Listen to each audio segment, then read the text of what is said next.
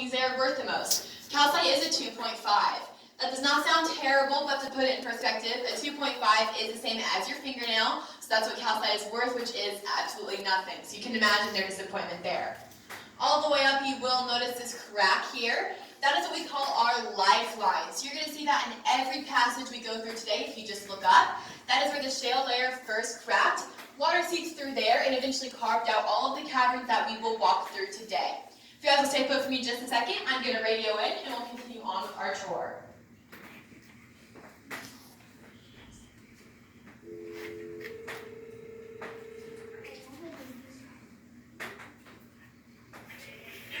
That's Naya going in. Thank you. You guys can follow me this way. Let them go ahead.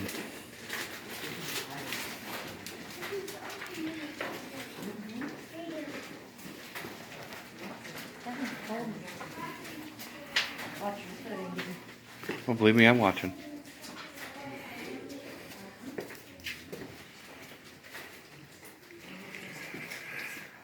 Just think of it. I'd spend days down here. If you're unfamiliar with Jesse James, he's a really famous outlaw here in the Midwest. He robbed a bunch of places, stole a bunch of stuff. I'm pretty sure he killed a person or two, but we love him for it, so it's okay. We just forgive him. So throughout Missouri, we have an estimated 7,300 caves. That sounds like a lot, but we are called the Cave State for a reason. Out of all of those, only 20 of them are show caves. And then out of those 20 show caves, 17 of them have a designated spot where they say Jesse James hid out at one point or another. However, we are one of only 3 of those caves that have actual proof. While I cannot prove to you he spent any time right in this specific spot, I can and will prove to you later on in our tour that he was indeed in our cave. Y'all can follow me this way and look as we pass by. You can definitely see that it would have accommodated all of the needs he would have had. We're next going to be walking through the tightest spot on our tour route today. It's what we call our lemon squeeze. It is 18 inches at its narrowest point. That sounds a little tight. Don't worry, none of us are going to get stuck. I've never seen it happen. But if it does, don't worry, we have a procedure. You have to give the person behind you a push a little bit, and then if the person in front of you would pull a little bit. If that doesn't work, I'd say in 15, 20 minutes or so, another group's going to come over here. We'll get a running start, hopefully Randy out that way.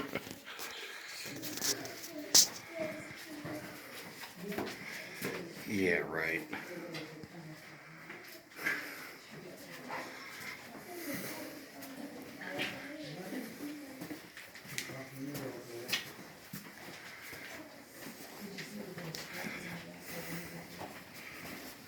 Too bad they didn't do this at night. No lights.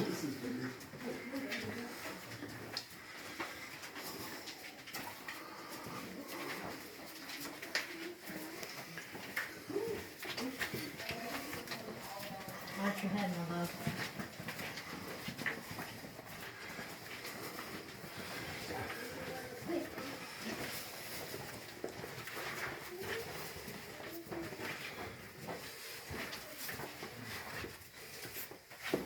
Alright, you guys, so this here is our alligator. It's one of many landmarks used throughout our cave that early explorers would use to tell where they were at and how they could get out.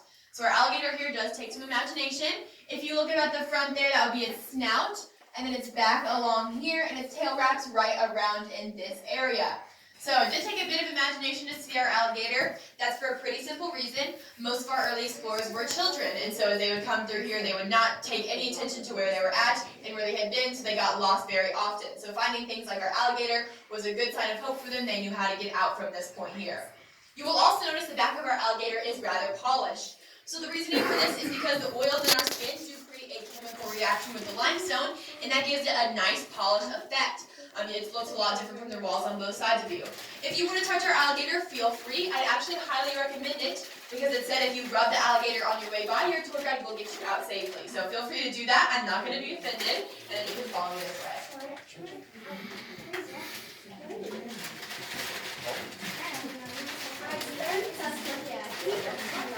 Did the light go out, or Yeah, they said they would go out. Behind us. I can understand how that looked like an alligator.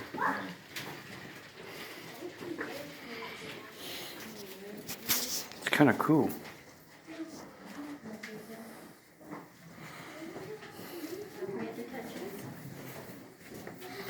You just you got to use it just to kind of walk through there.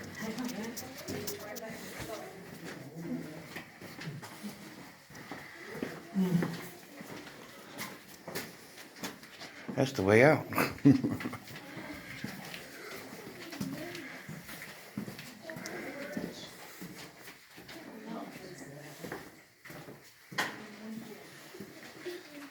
Alright, you guys, so this here is our autograph alley. It's named that for a very obvious reason. There are a lot of signatures in here. So in total, our cave has an estimated 250,000 signatures in it. That sounds like a lot, but keep in mind this year is our 200th anniversary of discovery, and for a little less than 160 of those years, signatures were not only allowed, but highly encouraged by your tour guide. Now, of course, if I encourage you all to sign your name in here, you guys would have to face a $1,000 fine and up to a year in prison. I'd definitely get fired, if not worse, so we're not going to do that today. You will notice, though, a lot of signatures covering our walls. Some have been done in paint, like these here. Some have been done with the soot of candles. Some people carved into the soot of their candles. Some people carved straight into the walls. Those are closer to your eyes. However, since 1972, it's been illegal to make any markings in here. If you do so, like I said, you face that pretty hefty punishment, so we're not going to do that today.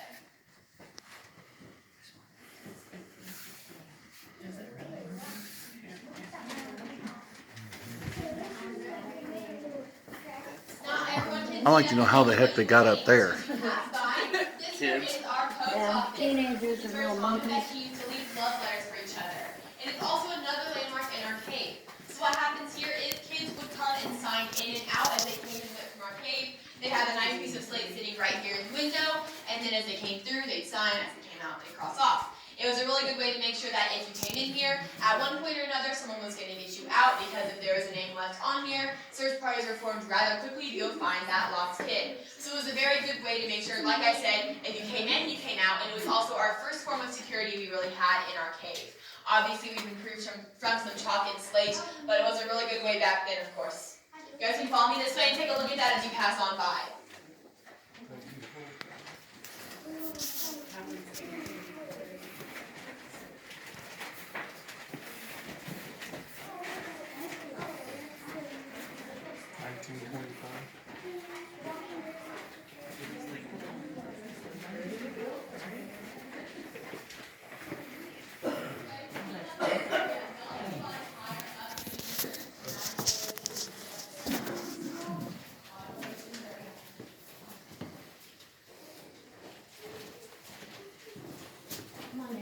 I'm coming.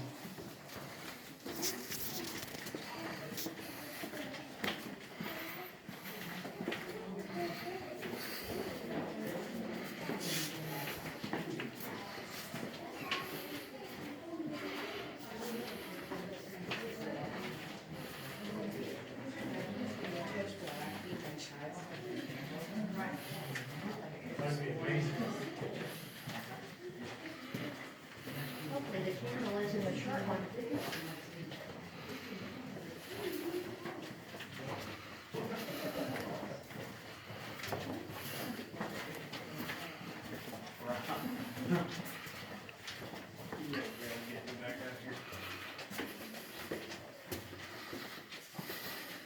Why don't you head up here? Yeah. They need a sign on there that says duck.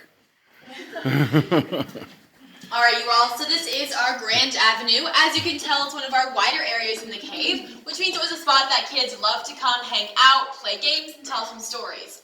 This is also the deepest point in our cave. We're 250 feet below the surface right now. As you may have noticed, we have not gone downhill any. It's just that the hill above us does continue to climb until right here where it tops out and then continues to go back down. If you look in that direction, I'm going to flip on the light for you all.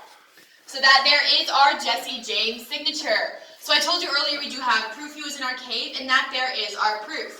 So Jesse James signed his name on our walls and then dated it September 22nd, 1879. That has been authenticized by 4 different handwriting and signature specialists, so it is the real deal and one of the biggest parts of history in our cave. I guess in typical outlaw form though, he did put it in a very difficult to reach spot, so we do not take our tour groups back there. However, at the end of our tour, we will have a photo that you guys can definitely look at. Take a photo of that if you'd like and see his handwriting with your own eyes. So pretty cool. I don't see it. It's a little further back there, bud. I'm gonna turn on another light down there. So that there is our McDowell chamber. So I'm assuming none of you are familiar with Dr. McDowell.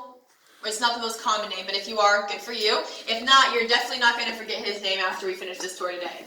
So Dr. McDowell was kind of a crazy guy. He purchased our cave in the 1840s because he thought the constant temperature in here would be great for his newest experiment, which was to petrify a human body. So he buys our cave and goes around Hannibal and asks people if they would donate their recently deceased loved ones to the cause of science. Of course, people thought that was very weird because back then that was not something people did. You didn't really experiment on bodies. And so they kind of shunned him out of Hannibal's community and eventually made him head back home to St. Louis where he lived. However, 6 months later, his 14-year-old daughter Amanda died of pneumonia, which had no cure at the time. So rather than giving her a proper burial like most grieving fathers would, he brought her back down to Hannibal to use her body for his experiments.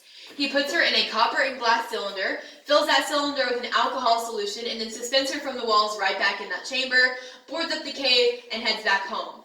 If you're not familiar with this area, St. Louis to Hannibal is about a 2-ish hour drive, giving for some traffic time there. So by wagon, it could have taken anywhere up to a day. So as you can imagine, it wasn't the easiest to get down here just to check on the body and head back out. So it didn't come very often. But the kids still wanted to come in the cave, of course, and some boards on the entrance were not going to stop them. So what he did was the kids unboarded the cave. They came to Grand Avenue, which was one of their favorite hangout spots, and headed a little bit back that way. So you can imagine their shock when they find a dead body hanging in one of their favorite areas. They were very scared, but they knew who would be more scared, which was their little siblings. And so they go home, they bring their siblings back, and then they go home and bring their friends, and then their friends bring their friends, and eventually all of the kids in this area had seen Amanda's body. As you can imagine, parents were not very happy that their kids were hanging out with a dead person, and so they signed a petition and asked if Dr. McDowell would go ahead and remove Amanda's body from the cave. Since this was his personal property, he didn't technically have to, but thankfully he understood where they were coming from and went ahead and removed her body. Before he took her back home to St. Louis to give her that proper burial she deserved, he stopped at a local doctor and asked the doctor to guess how long she'd been dead for. So the doctor ran some tests, did some experimentation, and guessed 2 to 3 weeks at the most. It had actually been almost 3 years. So while he did not petrify Amanda's body, he did kind of pickle it, preserve it. That is the first documented human preservation we have in the United States, and it happened right back there. So very creepy, but also kind of cool to have that piece of history in here. If you guys look straight up, you will notice these large discolorations on the ceiling here. So does anyone have a guess what has caused these? Water dripping? That's a good guess. Bats, there we go. That is a very good guess, and it's because it's the correct one. So just as much as kids like to come in here and hang out, bats did too because it's one of our bigger areas. So bats would hang from the ceiling there, then they would cling to each other and form these large bat chandeliers, sometimes reaching all the way down to the floor to preserve warmth during their hibernation seasons. As you may have noticed, we have not seen a bat today on our tour, and we most likely will not as we continue throughout the rest of the cave. This is something called white nose syndrome that has killed off a majority of the bats in our cave systems, and we'll talk more about that later on though. Don't want to put a damper on the tour just yet. At this point, guys, it is going to get a little more dark, so if you like certain people or don't like other people, I'd move closer or further away from them depending on which one. And then if you all have any phones, watches, anything like that that lights up, just make sure those are turned off for just a little bit, and then I'll let y'all turn them back on, okay? Alright, so if you're not familiar with our story of Tom and Becky, you're going to get really familiar with them today, alright? So Tom has a pretty big crush on Becky, and it was Becky's birthday, so they had a picnic out on the front lawn for her with all of their friends from school. So after they had all eaten, they are volunteered to be brought into the cave by one of the adults. So all the kids file on in here. Sounds like a lot of fun. I mean, that's what we're doing right now, but keep in mind, back then, there was no electricity. All they had was the candlelight. So as you can see, pretty dark in here. Again, guys, if you have any phone screens or anything, make sure those are turned off for just a bit.